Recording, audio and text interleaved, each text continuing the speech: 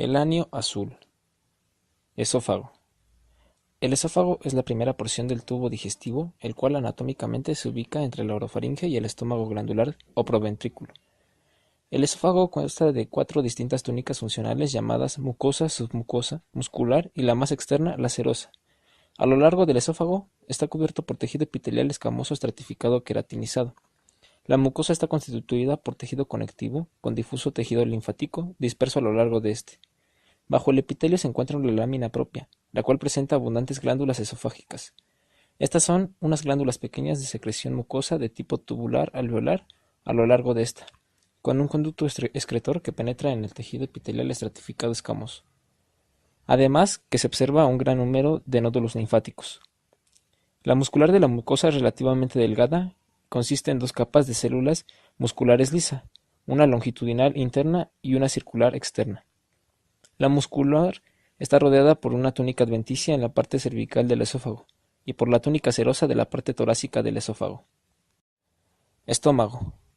Histológicamente, la pared del estómago está conformada por una serosa, submucosa, muscular externa de la mucosa y mucosa. La serosa se compone de una capa de epitelio simple escamoso. Proventrículo. La muscular del proventrículo consiste de una capa gruesa de fibras musculares circulares en las que se encuentra una capa delgada de fibras musculares longitudinales. La submucosa, que es tejido conectivo areolar, contiene un gran número de capilares y terminaciones nerviosas. Sus glándulas internas están dispuestas de 4 a 5 protuberancias longitudinales. La luz del proventrículo, en cambio, es considerablemente muy reducida debido a su pared glandular, que es gruesa.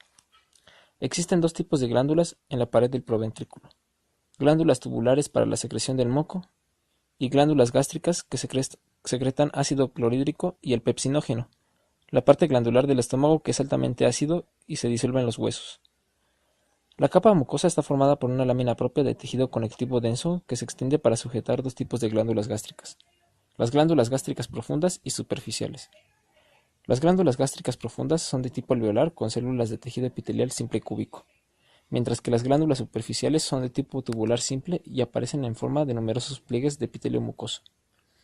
A lo largo de la cápsula de la glándula proventricular se encuentran septos de delgado tejido conectivo que se extiende hasta la mucosa.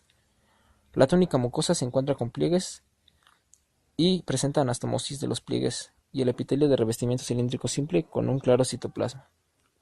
Las células de la región basal de los pliegues es poca y mucho más manchadas que la región superficial. Extendiéndose a la lámina propia, se encuentra la mucosa muscular, que está formada por fibras musculares lisas que se manifiestan en una red y que rodean los cuerpos de las glándulas gástricas profundas. Ventrículo. La membrana mucosa del ventrículo está conformada por unos pliegues con una fina capa de queratina. La mucosa del ventrículo tiene epitelio tubular compuesto de células con núcleos basales. En la lámina propia se encuentran unas glándulas tubulares. La submucosa es una capa delgada con poco tejido conectivo, que contiene una serie de vasos sanguíneos.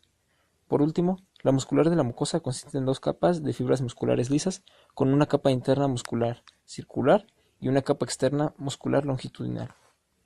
Intestino delgado. El intestino delgado se diferencia en 2 principales regiones, llamadas duodeno e ilion. El intestino delgado está formado por una mucosa, submucosa, muscular de la mucosa y serosa. La mucosa del intestino contiene unas vellosidades longitudinales. Estas son profundas, estrechas y numerosas en el duodeno, mientras que en el ilion las vellosidades son cortas y menos numerosas. La lámina propia de la mucosa consiste de poco tejido conectivo y está revestida con una membrana epitelial, caracterizada por sus largas y estrechas y onduladas proyecciones que forman las vellosidades. El epitelio de revestimiento de estas vellosidades se forma principalmente de células cilíndricas simples intercaladas con células caliciformes. La mucosa muscular está representada por fibras musculares lisas dispuestas longitudinalmente hacia el lado de la mucosa, pero en el lado de la lámina propia está representada por hebras de fibra de músculo liso colocadas verticalmente.